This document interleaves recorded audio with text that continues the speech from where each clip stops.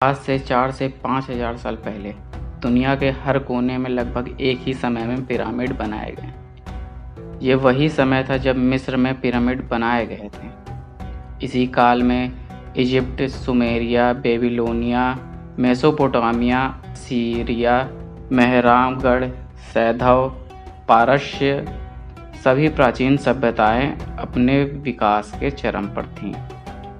हम यहाँ बात सिर्फ मिस्र के पिरामिड की ही नहीं बल्कि दुनिया के पिरामिड के रहस्यों को बताएंगे। तो चलिए वीडियो शुरू करते हैं। तो हेलो फ्रेंड्स, मेरा नाम है विकास और आप देख रहे हैं साइंस वर्ल्ड वीके। जब पिरामिड की बात आती है तो मिस्र या इजिप्ट के पिरामिडों की ज़्यादा चर्चा होती है। ऐसा क्यों?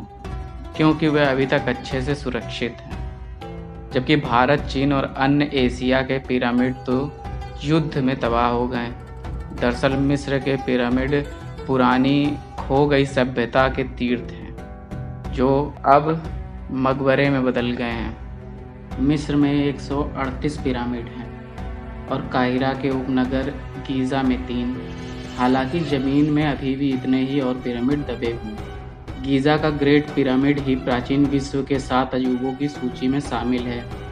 यह पिरामिड 450 फुट ऊंचा है और लगभग 4000 वर्षों तक यह दुनिया की सबसे ऊंची संरचना रहा है। अमेरिका की प्राचीन माया सभ्यता ग्वाटेमाला, मैक्सिको, होंडुरास तथा युकाटन प्रायद्वीप में स्थापित थी। यह एक कृषि पर आधारित सभ्यता थी।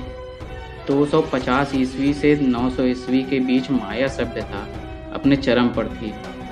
यूं तो इस इलाके के ईसा से 10,000 साल पहले से बसावट शुरू होने के प्रमाण मिले हैं और 1800 साल ईसा पूर्व से प्रशांत महासागर के तटीय इलाकों में गांव भी बसने शुरू हो चुके थे।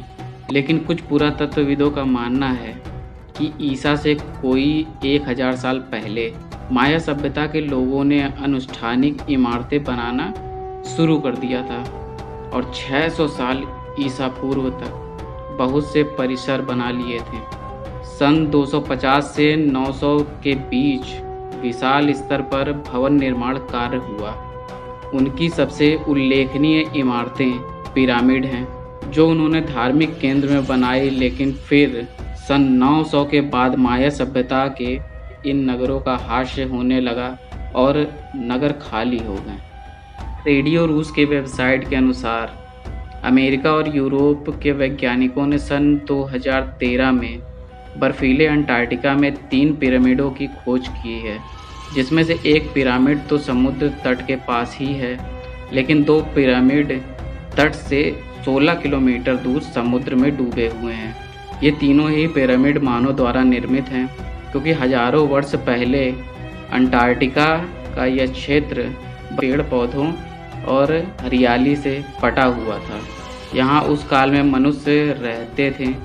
अंटार्कटिका की भूमि पर घने जंगल हुआ करते थे और तरह तरह के जीव जंतु भी रहते थे।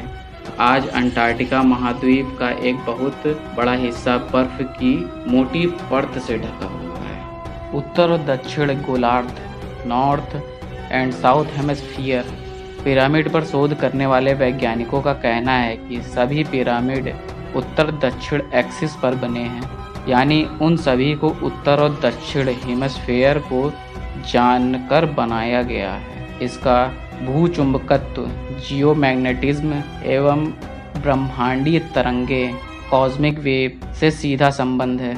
उत्तर दक्षिण हेमिस्फीयर को मिलाने वाली रेखा पृथ्वी की चुंबक रेखा है।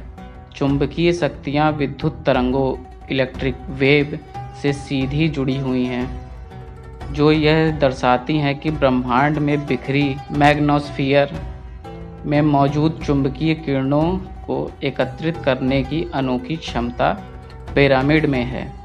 यही किरणों को एकत्रित होकर अपना असर अंदर मौजूद वस्तुओं और जीवों पर डालती हैं। पिरामिड में निर्माण में ग्रेनाइट पत्थर की सूक्ष्म तरंगों को अवशोषित करने की क्षमता रखता है। इससे यह पता चलता है कि प्राचीन लोग इसके बारे में जानते थे। घरेलू पिरामिडों की शुरुआत फ्रांसीसी वैज्ञानिक मार्सियस बाक्सी के प्रयोग के साथ हुआ। पता चला है कि किसी भी प्रकार के पिरामिड में रखी वस्तुओं में बदलाव आ जाता है। छोटे बड़े लकड़ी या मात्र कागज के पिरामिड में कोई खास सामग्री रखी जाए तो उसके अंदर बदलाव आ जाएगा और वह बहुत देर तक सड़ने से बची रहेगी।